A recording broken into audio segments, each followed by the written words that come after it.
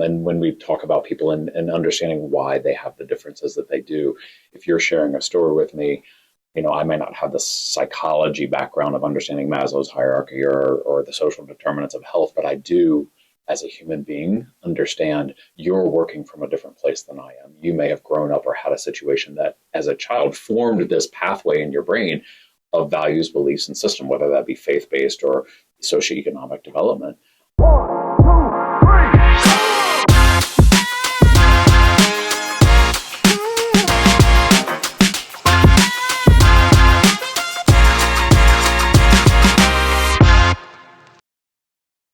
Welcome to America's Healthiest City on ESPN Richmond 106.1, part of the Mike King Biz Media Network.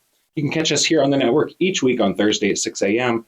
And if you're new to the program, please check out americashealthiestcity.com to learn about our program, which is a 10-year community partnership to make RVA the entire region the healthiest in America by 2033. You can see our ideas board, leave comments on other ideas. You can submit your own ideas or see what it takes to become an ambassador to our program.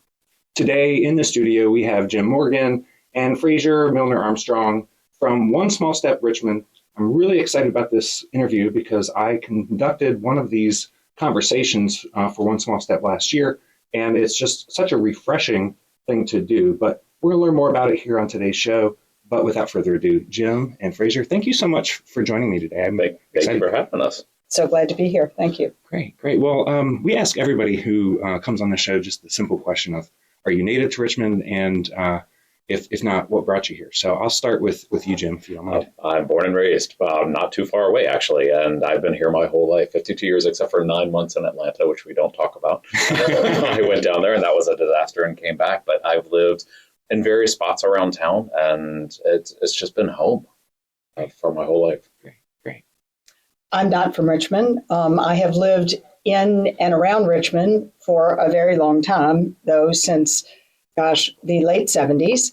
I come from a very small town in Southside, Virginia. Ended up finishing school here and have, again, been in and around the region. I actually live not too far down the road, too. Great. Well, I am just always excited to have people who are making things happen in Richmond, and I've had the opportunity to review, both of your backgrounds. And Jim, I know you were a teacher and working with young people for a long time in many different capacities, and I understand you describe yourself as a jack of all trades. Jim of all trades, master of none. I like that. And Frazier, I know that you've been involved in a number of different nonprofit organizations and the Times Dispatch and just all over Richmond. So we will give you both a chance to talk a little bit about that. But Jim, I want to start with you and just talk about what it was like for you to be an educator, and what brought you over to this side of things. Like I said, I know you've done a lot of things. I didn't go to college until I was in my 30s to become a teacher. I knew since I was 7 I wanted to be a teacher, and my life journey just was kind of different. And I love sharing that story with students too, non-traditional paths. But 18 years, I was drawn to education, working with elementary students for 10 years. And then I worked in middle and high school for the last 8 years. And that was a focus in health and wellness. So what was really great about my last 8 years was I taught everything that you learned outside of the gymnasium, and I had the same students repeating every year. And so we really got to get into, I was just passionate about helping students identify thoughts, feelings, and how they were growing. It wasn't just about the human body. And I think that's the power of education and creating conversation among kids. And that's what kind of led me to step over to this as a natural progression as I stepped away from teaching. Well, I'm excited to learn more about, how you see the adult population, kind of opening up a little bit and learning some things, because I know that, a lot of culture can keep us locked down if we're not exposing ourselves to different audiences. I say that, I joked just the other day with someone, I think we're all just giant middle schoolers still and out in the world faking it. We have the costume on of an adult, but we're all still middle schoolers dealing with our feelings and our thoughts and our past and our values and our beliefs that were all formed back in those days, and we're still as adults trying to manage those and understand those. And I think these conversations that we're trying to do with One Small Step create the opportunity for someone to speak their truth. And sometimes, I don't know if you've sat in a conversation or even during your conversation that you heard yourself say something and your brain traced it back to, oh, I see where that comes from now. Yeah. Oh, yeah. Yeah. I mean, getting it out sometimes is a big part of the battle in understanding. So Right. I appreciate that. Frazier, you have been an investor in Richmond in a lot of different capacities. Tell me a little bit about what brought you to One Small Step. I know you're the chair of Richmond. I'm kind of the community curator for Richmond. Yeah. So I'm a journalist by trade. I love storytelling. I love hearing people's stories. I believe, like Jim, that we all have a story to tell, and that the stronger and the more stories we tell, the stronger the fabric becomes that brings us all together. So through many iterations of many things, through my nonprofit work, through my work at the Times-Dispatch, it's always been about connecting dots and connecting people and making things happen in ways that sort of the rising tide floats all boats. The more small connections you can make, the more small steps you can take, the stronger we all are. So I knew about, I actually heard Dave Isay speak at StoryCorps at the Richmond Forum, and I was intrigued. He was talking about the StoryCorps model of telling stories, and then he began to talk about One Small Step. And I remember thinking, this is incredible. And I went home, as I typically do, and Googled things and looked around and thought, how do I get involved? How do I do this? And I ended up being part of their community advisory group. And that led to more engagement and more engagement. And then finally, the timing was just right. One Small Step was looking for a way to make Richmond stronger. We were one of 4 model communities, which we'll talk about too. And there was an opportunity for me to say, I'm happy to help do this. And it really did happen organically. And that's sort of how I took that one small step. I had my own conversation. I was then convinced that it was just a really wonderful tool in a toolkit for healing this community. And then Jim came on board, and we're better together, as they say. That's the truth. I love that. You guys have been doing this for about a year and a half now or so? Yeah, not even that long. So I'm about 6 months. He's about 2 months. Yeah. Okay. Yeah, I came on late October. Well, we've been in Richmond for a while. Right, One Small Step. But yes. in our current roles, working together, but it's a powerhouse over here. You're listening to America's Healthiest City on ESPN Richmond 106.1, part of the Mike King Biz Media Network. Today in the studio, we have Jim Morgan and Frazier Millner Armstrong from One Small Step Richmond, and we're talking about conversations with a stranger, and likely somebody who is maybe not sharing the same beliefs as us. So let's get into it. I mentioned earlier in the show that I did this interview. Marianne was my speaking partner. And it was a little bumpy to kind of get started. We had these prompts, we had these rules, and we got into it. But it became natural really quickly. Tell me a little bit about, just for the sake of the audience, what is One Small Step, just in a nutshell? Absolutely. One Small Step was kind of one of the initiatives that came out of StoryCorps. And StoryCorps was where, for the last 20 years, we've collected conversations between 2 people who love each other, who want to share a story. 700,000 in the Library of Congress. These stories are the oral history of America. And Dave Isay got inspired a little bit by the idea of the WPA, the workers of the 1920. I can't exactly remember what it was, but when they were building, the subways in that system, is the understanding the power of conversation. And it was a natural progression to One Small Step. Why would we have people who know each other? Let's put some strangers in. Our country is so divided right now, and it's so divisive. And if we stop talking, there's no negotiation. Democracy dies. And so that's what One Small Step is. It provides this safe opportunity for people to come together into a 50-minute conversation. They may have differing beliefs, views, values, political views, to come into the space with a facilitator that helps keep the boundaries in place. And the idea is not to debate your politics. The idea is not to show up and be representative of a certain organization. The idea is to talk from your story, your perspective, not only the why, but maybe the how you came to this understanding. And it just requires both people to be listening. And that's not what's happening a lot right now. And so One Small Step is that opportunity in a safe space to begin the dialogue. It is literally that one small step forward of, we can talk again. Dave likes to say the best outcome of a one small step conversation is friendship. So if you amplify that, And you think about if everybody in the country had a conversation with somebody that had differing beliefs or different values, as Jim said, and they came out friends, oh my goodness, where would we be? We certainly wouldn't be where we are today. And we have those stories that happen. Yeah. People will continue their conversation past us, and it just takes a few minutes in the beginning of a conversation. If you look at all the social science studies, when we see somebody on the opposite side, we see them twice as far away as they actually are. And we paint them in a picture. We show up in the room with bias. I don't know if in your conversation, did you have any preconceived ideas of who this person was going to sit in that room with you? And after reading their bio, and I think we all have those moments in life when we show up with something already in our backpack about the other person. Yeah, and I, with regard to being friends, my speaking partner was calling in from Bermuda, so somebody I probably should have tried to become better friends with. Oh my gosh! Yeah, yes, no exactly, kidding. Right. I think for us, we had that conversation. We asked that question.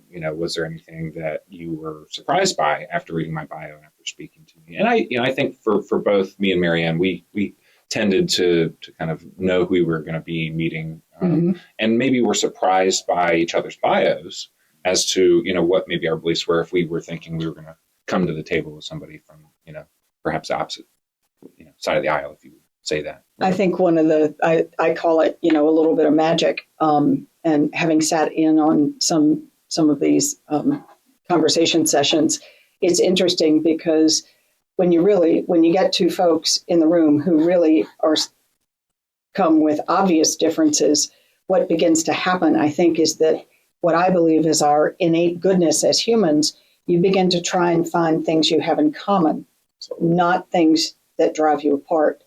And one small step taps into that instinct.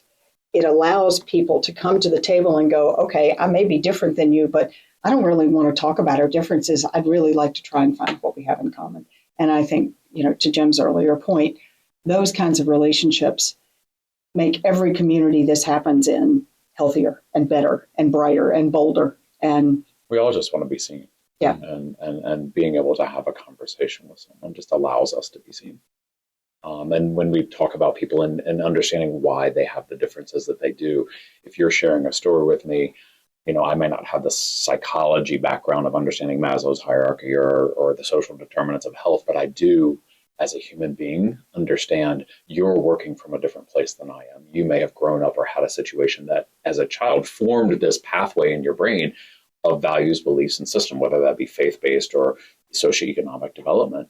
And I think the opportunity for people to have a conversation and hear these other stories is that healthy. We don't have the same background, so I need to understand, to see from your lens, that perspective. Yeah, I found myself in my interview asking a lot of questions, and I suspect that it's a volunteer opportunity, so everybody signs up and says they're willing to do this. I imagine most people come with an open mind. Do you have any stories or examples where people maybe are saying, I'm pretty confident in my viewpoint, I'm just going to go into this and have this conversation? Or do you think most people really do kind of have that viewpoint of well, maybe I'll learn something? We've had great success. Yeah, I did sit in on one that one of the participants walked in convinced, certain, assured, not easily convinced, and not particularly interested in being even, not getting halfway across that bridge. In the end, this is where I have to give a shout out to our One Small Step facilitators. Absolutely. And the training and the rules and, all of those things you mentioned earlier that were established pre-conversation. In the end of that conversation, the process took over. The facilitators did exactly what they were supposed to do. And these two people, I wouldn't say they walked out friends, but they certainly walked out acknowledging that they knew more than they did when they walked in. It's exciting. And now these conversations are all going to the archives, the National Archives. They do not have to. Each participant gives permission for it to be archived or not. Now, and some of these you guys are using some of these interviews to get folks excited about this. Can you maybe give us some examples of some of those really impactful ones that draw people in? If you visit our website, One Small Step Richmond, there are several audio cards on there from Richmonders and we take about 2 to 3 minutes, a sample of just kind of things they talked about. Usually it's around the end when they kind of reflect on the experience and you hear them. It's almost reflective listening to like, what you said was this and I said this and we were here. And they're often going back to the moments of what we had in common and how they feel about leaving the space and going, wait, this isn't what we're getting painted on in the larger media of how far apart we are. You know, we are only 84% of us are somewhere floating in that middle. The 16% is at the fringe. Yep. And it's interesting, you know, I sort of referred to it as magic. And I think when you watch folks walk in to have this conversation, there's some trepidation. It takes a certain amount of courage to do this. You know, to Jim's point, you're exposing yourself. Sometimes it's easier to talk to a stranger. You know, sometimes it isn't. It depends on who you are. But one thing that is guaranteed in these conversations is that each person is going to learn something, not only about the other person, but about themselves. And when that magic moment happens and you watch them walk out, the energy and the sense of empowerment and the sense of discovery is really tangible. You can feel it. You can see it in their body language. And everybody watching it feels the same way. It's like, oh, this is so great. Look what just happened. And you want it to happen again and again and again, because it really does work. And another different magic that I've sat in, or when I listen, as I call it, and people, it's a weird analogy, the glacial crack. We are glaciers and we see what's on the surface and we don't know what is underneath of it, but someone would be talking and they'll be exchanging ideas and someone will say something, and in their own, I almost can look in their eyes and see when the crack happens. Somewhere in their glacier, a crack happens. You don't see it, but you hear it and you go, this isn't going to change you today. But somewhere with weathering in time, you are forever changed. That crack, that little small crack in your heart or your belief or your system, not to change you, but you heard something from that person or you said something that you had to check yourself in. And that's, I think, that small step that we take of just change of, wait, how hard do I believe this? And do I need to believe this without space for others? And the interesting thing is that this theory, this didn't happen randomly. The One Small Step folks have invested in and continue to do the research around why this two people face to face works so well. And it's based on, a 1950s theory called contact theory. And it's all about sort of it's hard to disagree face to face. It's hard to not, as I said, have that innate, I think, instinct that encourages people to look for the good and find the common. When you're face to face, it's very hard. I think the expression is it's hard to hate up close. And, it really is. And it's interesting because as this program evolves, as the research evolves, I think the foundation has been laid for something that's really key. And there are ways to take second steps with this that, are evolving and we're working on. There are other organizations in the country, working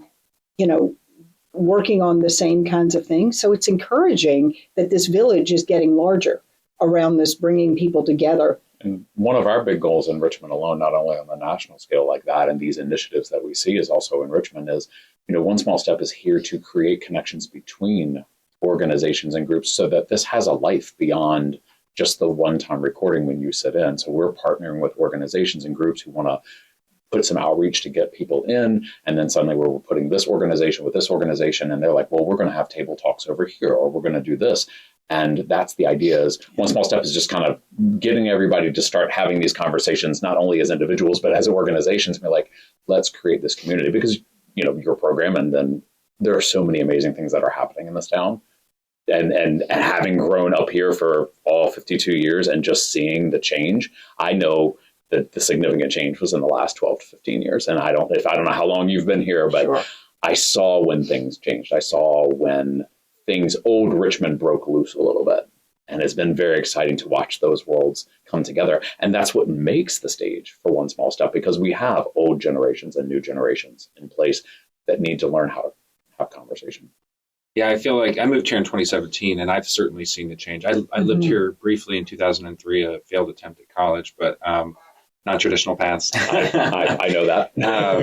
But I just, I think about just that need to get close, and it's hard to, hate somebody up close. And I think to myself, it's like, I left Twitter before it became X because I saw myself just getting angry at strangers, and it reminded me of driving down 95. Oh, yeah. When it's like you don't know the person in the other car, but you're on your way to an event, and you kind of make a gesture, and you hope that they're not going to the same place that you are. Exactly. Right? Oh, and Exactly. Right. That's a really great. You can imagine that, as somebody zips past you and you're like, oh my God, what are you doing? Well, they may be in the middle of a life crisis. Yeah. So it's, it's about grace, and it's about just, again, I think, hearing and tapping into that instinct to try and do the good thing first, not the bad thing. And 50 minutes allows space. It's not sending a text. We're not sending a soundbite. We're not trumpeting anything. You are, from a belief standpoint, we're sitting with someone, whether that's virtual, we facilitate them virtually. We do them in person periodically. Mm-hmm. No matter how you're there, and people ask, to do the virtual ones work as well? And yours was virtual, mm-hmm. and I think they work very well. Mm-hmm. And I think that you just allow the space for ideas to expand and breathe, and that doesn't happen with a tweet. So it's interesting. Sometimes one of the challenges is just, again, I think this just happens because of who we are, is we're in this market particularly, and in some of the other model communities, we very much want to have a balanced pool of folks from, of all walks of life, but particularly the political spectrum. And we are finding more of that. Jim talked about the 84%, the sort of, slightly left portion of that 84%, and then the slightly right of that 84%. The slightly left is much more willing in some cases to step up than the slightly right. So one of the efforts of our work is to say, let's get everybody to this table and work, particularly in the more conservative communities, to say, it's okay to have this conversation. It's important that you have this conversation. There's no agenda. There's no trying to change anyone's mind. It's just creating connection and compassion. I mean, then that's not going to happen without connection. Right. And I imagine it's kind of like steps, pun intended, of opening up. That first step is, I'm going to have the conversation. Right. I'm open to that at least. Right. Second step is having the conversation and actually revealing something about yourself. But then there are many more steps that could potentially be taken for those people. And once you take that first step of understanding, we can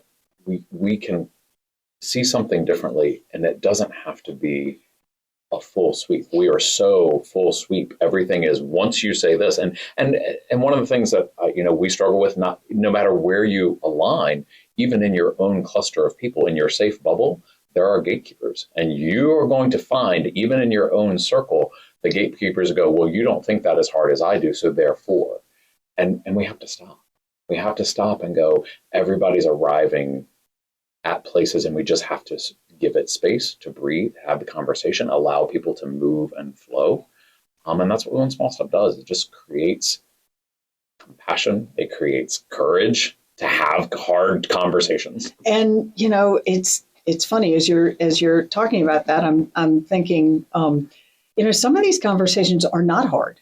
They're really about shared experience. Like, how hard is it to get up in the morning and get my kids out the door, get myself dressed? What do I fix somebody for dinner? Or, I really love the symphony. I don't have anybody to go with. I'd really like to get more plugged into. I mean, it's about the things that we share.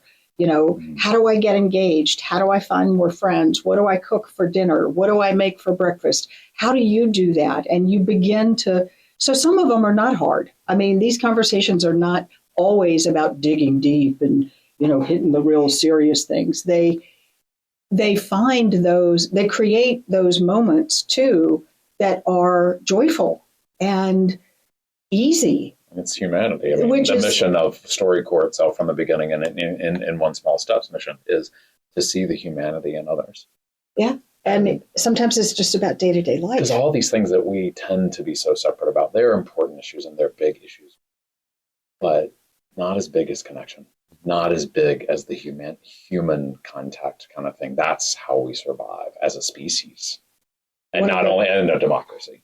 One of the best things that happened was in one of the sessions, this couple walked in, couple meaning two people, and they walked in and clearly had some differences, came from very different orientations in life. And they walked out and they were having a conversation and they were making a date to go to the symphony. Mm. I mean, literally in 50 minutes, these people who didn't know each other were clearly geographically, everything, very different. And they walk out and they're making a date to go to the symphony that same Saturday. You're making me want to do another interview. Well, you can. That's it. You can do back. More than one. Yeah. You're listening to America's Healthiest City on ESPN Richmond 106.1, part of the Mike King Biz Media Network. You can catch us each week at 6 o'clock on Thursdays here on the network. Please check out americashealthiestcity.com to see our ideas board and follow us on YouTube and Instagram at America's Healthiest City. Today in the studio, we have Jim Morgan and Frazier Millner Armstrong from One Small Step. And we're talking about these conversations, but I want to give our listeners an opportunity to know what the process is like. What's the commitment? How do I get into this? And what can I expect? Absolutely. So first of all, visit One Small Step Richmond, or visit, if you're national, One Small Step, and you can read all about the initiative. You can see samples and videos.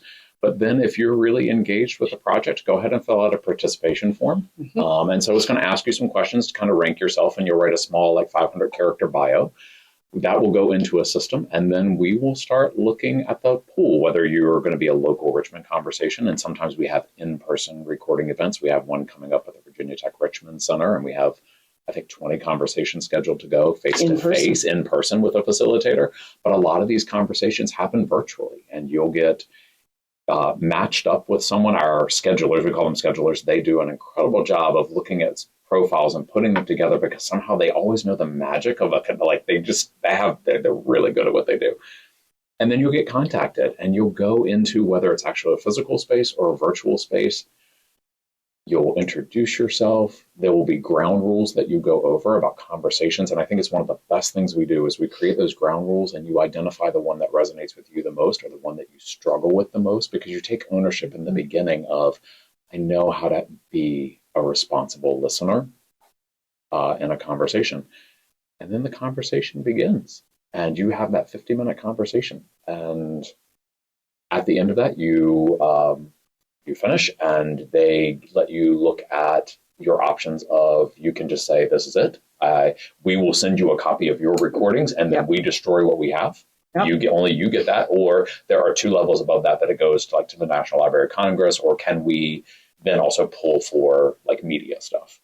And so it's fairly straightforward. It's very simple.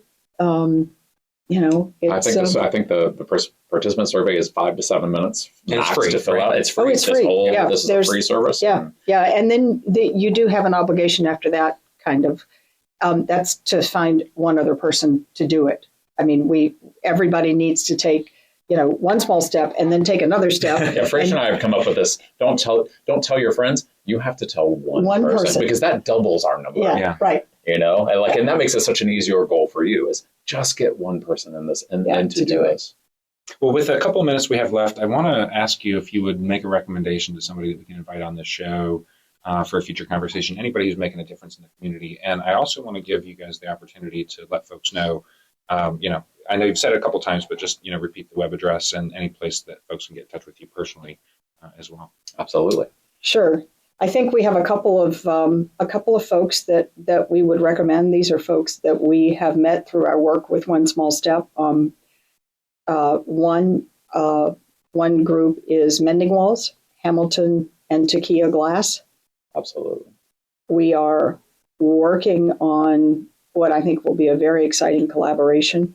But as Jim said earlier, how people look at art and the sort of innate ability of art to bring people together who approach a piece of art with, I like it, I don't like it, I don't get it, I get it, but it starts a conversation. And that's what it's all and about. oftentimes these murals are capturing moments, Yes. themes of our city, especially as Richmond. As Richmond, we are primed for this because not of who we are and our political wavering between blue and red and purple, but also just reconciling our history. Yeah. And we can look very clearly over the last couple of years. But and the other one is Ashley Williams at the Well Collective. So you may have had them both on already, haven't had either one. but those are two folks that I would highly recommend. I'm trying to get Ham to put down the paint and come in because this is his artwork on Of course, I think I knew that. Both great recommendations. Yeah, and the timing for both of those is really good because there's some good things happening with both of them. Absolutely. Well, thank you for that. Sure. And one more time. Absolutely. If you just go and take a look up One Small Step Richmond and with StoryCorps, or takeonesmallstep.org/Richmond.